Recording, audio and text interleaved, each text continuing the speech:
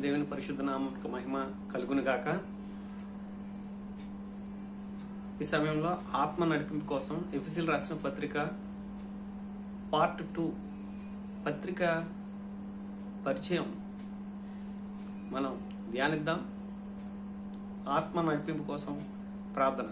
మహాపరిశుద్ధుడా, ప్రేమగల తండ్రి, నీ వాక్యంలోని సారాన్ని గ్రహించి వాక్యానుసారంగా జీవించే, బ్రతికే, నడిచే భాగ్యం నాకు, నీ బిడ్డలైన అందరికీ దయచేయమని యేసు నామములో ప్రార్థిస్తున్నాను తండ్రి. ఆమేన్. ఎఫెసులో పౌలు గారు కాలు పెట్టిన నాటి నుంచి, ఎఫెసులో సంఘం స్థాపన చేసిన నాటి నుంచి పౌలు గారు ఎంతో ప్రయాసతో సంఘాన్ని స్థాపిస్తారు. మొదటి ప్రయాణంలో ఎక్కువగా గలతీ ప్రాంతాలకి సువార్త అందించినట్లుగా మనం చూస్తాం. రెండవ ప్రయాణంలో మాసిదోనియా ఈ ప్రాంతాల్లో ఎక్కువగా సువార్తను అందించినట్లుగా చూస్తాం. రెండవ ప్రయాణం చివరిలో పౌలు గారు ఎఫెసుకు వెళ్ళి కొన్ని రోజుల నుండి మళ్ళీ తిరిగి యెరూషలేముకి, అక్కడి నుంచి అంతియోకు వెళ్ళిపోతారు. మూడవ ప్రయాణంలో పౌలు గారు మూడవ ప్రయాణం దాదాపుగా 3 సంవత్సరాలు ఎఫెసులో ఉండి పరిచర్య చేయడం అనేది జరుగుతుంది. పౌలు గారు ఎఫెసులో ఉండి పరిచర్య చేసిన కాలమంతా తను ఏమాత్రం సుఖపడలేదండి.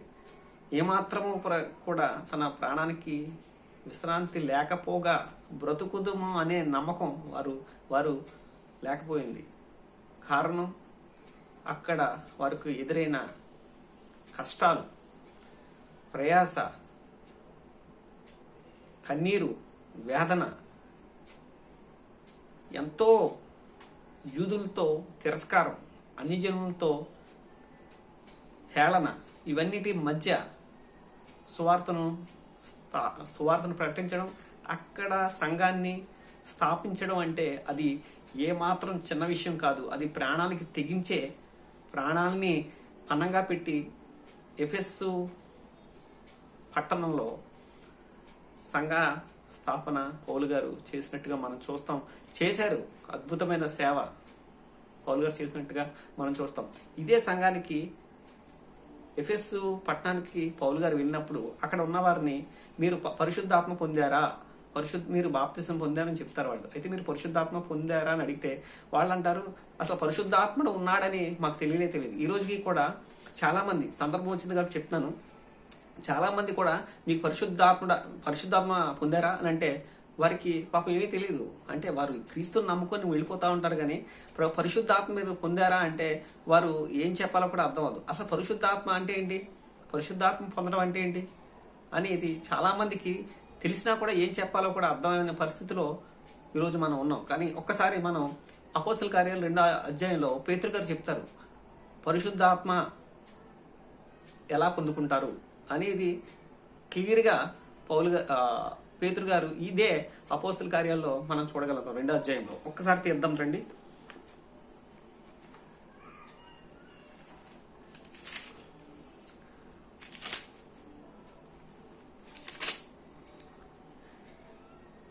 పేతురు, మీరు మారు మనసు చేంజ్ యువర్ హార్ట్. పేతురు, మీరు మారు మనసు పొంది పాప క్షమాపణ నిమిత్తము ప్రతి వాడు యేసుక్రీస్తు నామమున బాప్తిసము పొందుడి, అప్పుడు మీరు పరిశుద్ధాత్మ అను వరము పొందుదురు. అంటే పేతురు గారు ఏం చెప్పేదంటే, మీరు మీ మనసును మార్చుకోండి, మతాన్ని మార్చుకోవద్దు, మీ పేరును మార్చుకోవద్దు. మీరు మనసు మార్చుకొని క్రీస్తు చెప్పిన బోధల్లో మీరు నడిచినట్లయితే, క్రీస్తుని అనుసరించి నడిచినట్లయితే మీరు పరిశుద్ధాత్మ మీ మీద నిలుస్తుంది. కానీ పౌలు గారు అక్కడికి వెళ్ళిన తర్వాత వారి ఎఫెసు పట్టణంలోకి వెళ్ళి పరిచర్య చేస్తూ ఉండగా వారు చెప్పిన మాట ఏంటంటే, పరిశుద్ధాత్ముడు ఉన్నాడనే సంగతి మాకు తెలియదని చెప్పి వారు అంటాం. అయితే మీరు దేని నిమిత్తం బాప్తిజం పొందారంటే, యాహాన్ గారు ఇచ్చిన బాప్తిసాన్ని బట్టి మేము బాప్తిసం పొందామని చెప్పి అంటారు.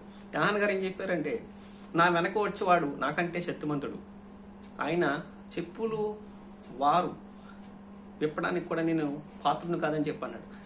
యోహాను గారు యూదులకి ఖచ్చితంగా నిర్మోహమాటంగా చెప్పేశాడు, సర్ప సంతానమా, రాబో ఉగ్రతను తప్పించుకోవడానికి మీకు బుద్ధి చెప్పిన వాడెవడు? మారు మనసు పొందండి, మారు మనసు పొందండి. మనసు మార్చుకుంటేనే రక్షణ. పాపి తన పాపంలో చనిపోతే దేవునికి ఇష్టపడడు. పాపి తన పాపాన్ని వదిలిపెడితే దేవుడికి సంతోషం. అదే ఆయన కోరుకునేది. నువ్వేనా, నేనేనా, వాక్యం చెప్పే నేనేనా, వినే మీరేనా, లేదా ఎవరైనా కావచ్చు, ఒక బోధకుడు కావచ్చు, ఒక సేవకుడు కావచ్చు, ఒక పరిచారకుడు కావచ్చు, ఒక పనులు చేసేవా క్రీస్తు పనుల్లో స్వార్థ పరిచర్య చేయవలసే కావచ్చు, ఎవరైనా సరే పరిశుద్ధంగా ఉండాలి దేవుడు కోరుకుంటున్నాడు. మారు మనసు పొందాలి. ఈ ఆత్మ, పరిశుద్ధ ఆత్మ పొందిన ప్రతి ఒక్కరులో కనిపించాల్సింది ఏంటంటే ఆత్మ ఫలాలు, ఆత్మ వరాలు. ఆత్మ పొందుకున్న మనము, పరిశుద్ధ ఆత్మ అనగా మారు మనసు, ఈ లోకాన్ని, ఈ లోక ఆశలను మనం ఛేదించి కాదనుకొని క్రీస్తులకు వచ్చిన మనము, క్రీస్తే మన సర్వస్వంగా భావించి మనం ముందుకు వెళ్తున్న సమయంలో మన వైపు క్రీస్తు చూసినప్పుడు మనలో కనిపించాల్సింది ఫలాలు కనిపించాలి, వరాలు కనిపించాలి. ఆత్మ, పరిశుద్ధాత్మ పొందుకున్న ప్రతి ఒక్కరము, పరిశుద్ధాత్మ పొందుకోవడం అంటే క్రీస్తుని మనం అనుసరించడం, క్రీస్తుని మనలో చూపించడమే పరిశుద్ధాత్మ. మారు మనసు పొందడమే, క్రీస్తు నామంలో మారు మనసు. ఇక పాపం చెయ్యను, బ్రతికితే క్రీస్తు కొరకే బ్రతుకుతాను, క్రీస్తుని అనుసరించడము, క్రీస్తుని 10 మందికి చెప్పడమే పరిశుద్ధాత్మ అని తేటగా, మారు మనసు అని పేతురు గారు స్పష్టంగా చెప్పాడు. వారు నొచ్చుకున్నారంట హృదయంలో. ఈ మాట చెప్పగానే వారు హృదయంలో నొచ్చుకొని, కింద ఫుట్ నోట్లో ఉంటుంది పొడవబడి. అంటే మారు మనసు పొందడం అంటే చిన్న విషయం కాదండి. మన పాపాలను ఒప్పుకోవడం అంటే చిన్న విషయం కాదు. మన పాపాలను ఎప్పుడు ఒప్పుకుంటామంటే మన నిజంగా తీరని సమస్య, ఏదో ఒక కష్టం, నష్టం ఉండి ఇబ్బందులు ఇరుక్కుపోయినప్పుడే మన పరిస్థితి ఏంటని మనం ఆలోచించాం. అప్పుడు మాత్రమే మనం ఈ పాపానికి గురించి, ఈ శిక్షణ గురించి మనం ఆలోచిస్తాం. మెట్టుకు ఈరోజు ఎఫెసీయులకు రాసిన పత్రికను మనం ధ్యానించబోతున్నాం. ఎవరు రాశారు ఈ పత్రిక అంటే అపోస్తలుడైన పౌలే రాశారు. అపోస్తలుడైన పౌలు థర్డ్ జర్నీలో ఎక్కువ కాలం ఎఫెస్సులో ఉండి 3 సంవత్సరాలు అక్కడ సంఘాన్ని కడతాడాయన. ఆ 3 సంవత్సరాలు ఆయనకి నిద్రాహారాలు లేవు. సంఘం కోసం ఆయన, సంఘ స్థాపనం కోసం ఆయన ఆ ఎఫెస్సులో ఉన్న వారి కోసం ప్రాణాన్ని సైతం లెక్క చేయకుండా అక్కడ సంఘాన్ని స్థాపించడానికి, సువార్తను, యేసే క్రీస్తుని, యేసును నమ్మడం ద్వారానే, విశ్వసించడం ద్వారానే పాప క్షమాపణ, విశ్వసించడం ద్వారా పరలోక రాజ్యానికి వెళ్తారు, లేని ఎడల మీకు శిక్ష తప్పదు. గ్రీకులేంటి, గ్రీకులేంటి, ఎవరైనా ఆయన బిడ్డలైనా కావచ్చు, అన్యులైనా కావచ్చు, ఎవరైనా, యేసుక్రీస్తు అందరికీ ప్రభు. మొదట యూదుడు, తర్వాత గ్రీకు దేశస్థుడు, ఆ తర్వాత అన్యుడు, ఎవరైనా సరే క్రీస్తుని విశ్వసించడం ద్వారానే రక్షణ. వారంతా వారు రక్షించబడరు. వారు చేసే పుణ్య కార్యాల వల్ల కానీ, వారు చేసే దాన ధర్మాల వల్ల కానీ, వారు చూపే ప్రేమ వల్ల కానీ ఎవరు కూడా రక్షించబడరు. ఓన్లీ క్రీస్తుని విశ్వసించి, క్రీస్తుని నమ్మటం ద్వారానే వారు రక్షించబడతారు అని పౌలు నిక్కర్చుగా, నిర్మోహమాటంగా వారికి బోధిస్తున్న సమయంలో చాలా మంది పౌలుని వ్యతిరేకించి తోలనాడి అపహాసం చేశారు. మనం చూసినట్లేదు కొరింథీయులకు రాసిన 2వ పత్రిక 8వ వచనంలో పౌలు గారు ఈ విధంగా అంటారు. ఒక్కసారి చూద్దాం రండి.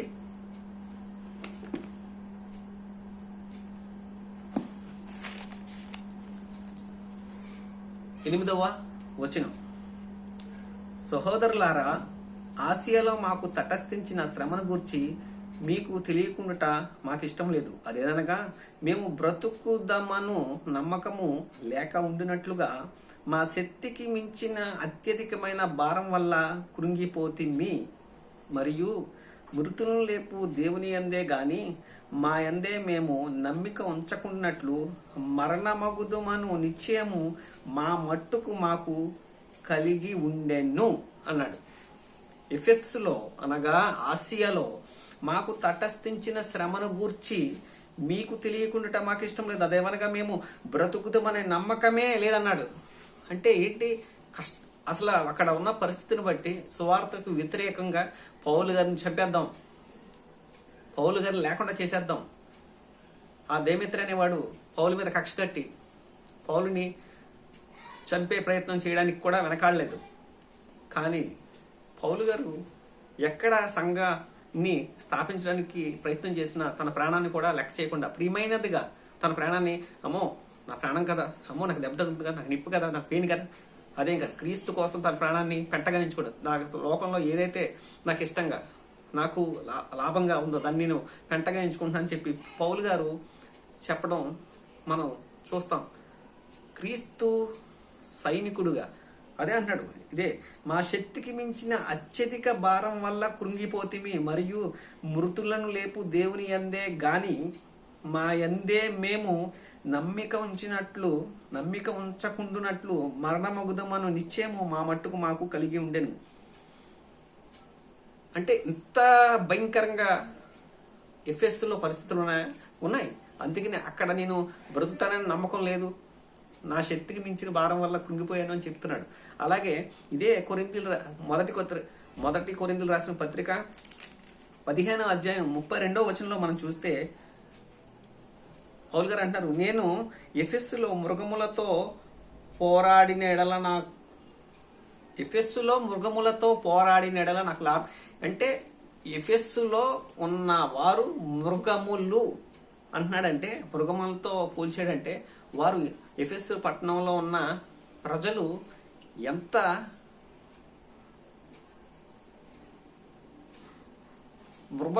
మృగ స్వభావం కలిగిన వారు మనం అర్థం చేసుకోవచ్చు. పౌలు గారు అంటున్నారు, ఎఫెస్సులో నేను బ్రతుకుదామనే నమ్మకం మా మట్టుకు మాకు లేదని చెప్పి అంటుండగా అంత కష్టంలో కూడా పౌలు గారు సువార్తను మాత్రం ఎక్కడా కూడా నిర్లక్ష్యం చేయలేదు. తన ప్రాణాన్ని పనంగా పెట్టాడు కానీ సువార్తను మాత్రం నిర్లక్ష్యం చేయలేదు. తను అనుకున్న ఎఫెస్సు ఆసియా అంతటా సువార్త ప్రకటించాలి, క్రీస్తును అందరికీ పరిచయం చేయాలనే మంచి సదుద్దేశం కలిగి ఉన్నాడు కనుక తను ఏమాత్రము కూడా వెనకంజ వేయకుండా సువార్తను ప్రకటిస్తూనే ఉన్నాడు. మనం ఇదే విషయాన్ని అపోస్తల కార్యాలు గ్రంథాల్లో మనం 19వ అధ్యాయంలో అలాగే 20వ అధ్యాయంలో చూస్తాం. అలాగే ఎఫెస్సులో ఉన్న సంఘం వాక్యాన్ని బోధించినట్లుగా మనం చూస్తాం. ఒక్కసారి అపోస్తల కార్యాలు చూద్దాం. అపోస్తల కార్యాలు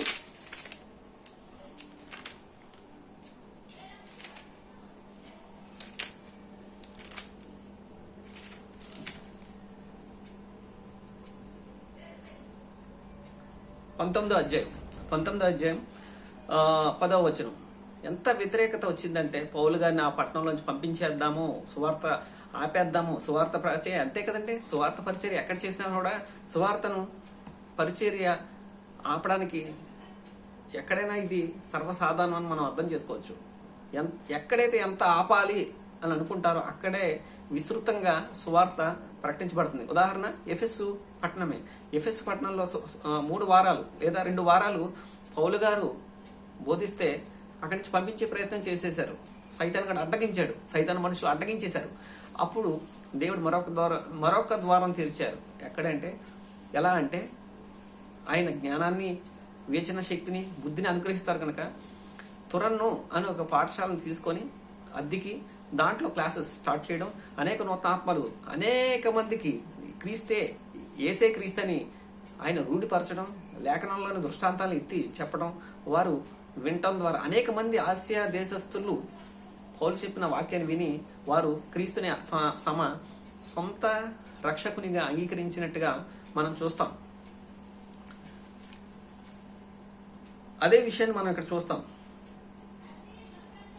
19వ అధ్యాయం 9వ వచనం. అయితే కొందరు కఠినపరచబడిన వారై ఒప్పుకొనక జనసమూహం ఎదుట ఈ మార్గమును దూషించుతున్నందున అతడు వారిని విడిచి శిష్యులను ప్రత్యేకపరచుకొని ప్రతి దినము తురన్ను అను ఒకని పాఠశాలలో తర్కించుతూ వచ్చెను.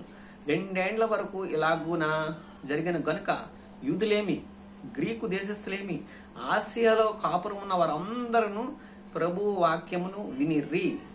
ఆసియా ఒక ఎఫెస్లో ఎన్ని పట్టణాలు ఉన్నాయంటే దాదాపు చాలా పట్టణాలు ఉన్నాయి. మనం ప్రకటన గ్రంథంలో చూస్తాం. స్ఫుర్ణ, తుయతెర, పెర్గము, సార్దీసు, లవదోయిక, ఈ సంఘాలన్నీ మనం చూస్తాం. 7 సంఘాలు, ఈ ప్రధానంగా 7 సంఘాలు, అందులో ఒక ఎఫెస్ ప్రధాన పట్టణంగా మనం చూస్తాం. ఇన్ని పట్టణాల్లో ఇన్ని సంఘాలతో పాటు ఇంకా అనేకమైన సంఘాలు ఏర్పడడానికి గల కారణం ఆ రోజు పౌలు గారు తురన్ను అనే పాఠశాలలో 2 సంవత్సరాలు ప్రభు వాక్యాన్ని బోధించారు గనక, ప్రభువుని వారికి పరిచయం చేశారు గనక, వారి రక్షణ మార్గాన్ని వారికి తెలియజేశారు గనక ఇంత విస్తృతంగా సువార్త ప్రబలింది. తద్వారా అనేక మంది ప్రభువుని తెలుసుకొని ప్రభువుని తమ సొంత రక్షణగా అంగీకరించడం ద్వారా వారికి లబ్ధి పొంది పరలోక రాజ్యాన్ని స్వతంత్రించినట్టుగా మనం చూస్తాం. మనం ఇదే ఆసియా అంతటా వాక్యము విస్తృతంగా వెళ్ళింది అని మనం చూడడానికి ఇంకొక రీజన్ ఏంటంటే 24వ వచనం. ఎలానగా దేమేత్రి అని ఒక కంసాలి అర్తమేదేవికి వెండి గుండ్లు చేయించటం వలన ఆ పని వారికి మిగుల లాభము కలుగజేయుచుండెను. అయితే దేమేత్రి అనే ఒక కంసాలి పౌలు మీద విరోధంగా లేచి, పౌల్ని ఆ పట్టణం నుంచి పంపించేద్దాం, పౌల్ని చంపేద్దాం, పౌల్ని ఇబ్బంది పెడదాం, పౌల్ని సువార్త చాటించకుండా ఆటంకపరుద్దాం అని చెప్పి తను నిశ్చయం చేసుకొని పౌలు మీద పగ, కక్ష సాధింపు చర్య చేయటంలో ప్రముఖుడిగా మనకు కనిపిస్తాడు. తను ఒక్కడే కాదంటే తనతో పాటు ఉన్న అనేక మందిని ప్రేరేపించి పౌలు సువార్త, తను మంచి చెప్తే ఎవరు వినరు కదండి, మంచి సువార్తను మీరు ఎలా ఉండండి అయ్యా, క్రీస్తుని విశ్వసించి మీరు మతం మార్చుకోవద్దు, కులం మార్చుకోవద్దు, మీ మనసును మార్చుకోండి, పాపాన్ని విడిచిపెట్టండి, క్రీస్తు యేసుని వారికి రూఢిగా చెప్తున్న సందర్భంలో వారు విననొల్లక పౌలు మీద తిరుగుబాటు చేయించడం 10 మందితో, తను ఒక్కడే తిరుగుబాటు చేయడం కాకుండా ఏం చెప్తున్నాడంటే తనతో ఉన్న వాళ్ళతో, అతను అయ్యలారా అంటే అతడు వారిని అట్టి పని చేయు ఇతరులను గుంపు కూర్చి, అయ్యలారా ఈ పని వల్ల మనకు జీవనము బహు బాగుగా జరుగుతున్నదని మీకు తెలియను. అయితే చేతులతో చేయబడిన దేవతలు కావని ఈ పౌలు చెప్పి, పౌలు అసలే ఎక్కడా కూడా సువార్తలో చేతులతో చేయబడినవి దేవతలు కాదు, దెయ్యాలు కాదు అని ఎక్కడా కూడా పౌలు గారు చెప్పలేదండి. పౌలు గారు ఎప్పుడు ఏది చెప్పినా సువార్తనే చెప్పారు. యేసే క్రీస్తు, నువ్వు రక్షించబడాలంటే క్రీస్తు యందు నమ్మిక ఉంచు, క్రీస్తు నమ్మడం ద్వారానే నీకు విమోచన. ఇదే ఇప్పుడు చెప్పిన ఇతరులను కానీ, ఇతర మతాలను కానీ, ఇతర సంస్కృతిని కానీ, ఇతర దైవికమైన వాటి మీద కానీ ఎప్పుడు కూడా పౌలు ఒక విమర్శ చేయలేదండి. కానీ ఇక్కడ ఉన్నవారు పౌలుని వారికి లాభసాధకం, మిగులు లాభం పోతుందండి,